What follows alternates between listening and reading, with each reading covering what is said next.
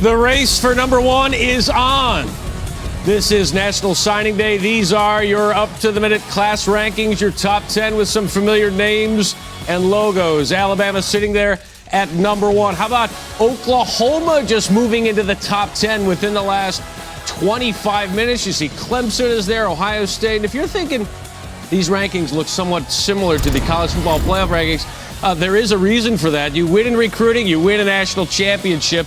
The dots easy to connect. Each of the last 8 national champions had a 4-year average recruiting rank in the top 10. Bama, Clemson, Ohio State, A&M, all qualifying for that this season. Matt Chick along with National Recruiting Director Tom Luganbill. A little bit of a diet signing day. Yeah. We're usually in a parallel universe getting ready for 11 straight hours here.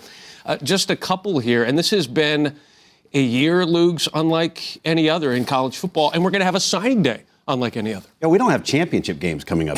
No. I mean, it's not an important week for these coaches and these prospects. I think that's the one thing that gets glossed over to some degree is all of the minute details to get to this point. We're talking about coaching staffs that have not been able to go off campus, have not been able to have face-to-face contact, have not been able to get onto that high school campus and talk to the guidance counselor, the janitor, the athletic trainer, really find out the nuts and bolts about who they're recruiting. And conversely, the prospects can't get on campus as well. No unofficial, no official visits. So really the unsung heroes in all of this, Matt, have been what I call the graphics and internet departments that have created the virtual official visit and the ability, at least virtually, for coaches and players to meet up face-to-face. But by and large, there's going to be a majority of kids that will sign today that will be meeting their head coach or a member of the staff in person for the first time when they arrive on campus. Haven't been in the room. Haven't been in the room, and that's scary. I mean, think about that. And what you hope it doesn't do is lead to buyer's remorse on both sides. From a coach's perspective, a player's perspective, just because you merely haven't been able to gather the information that you normally would,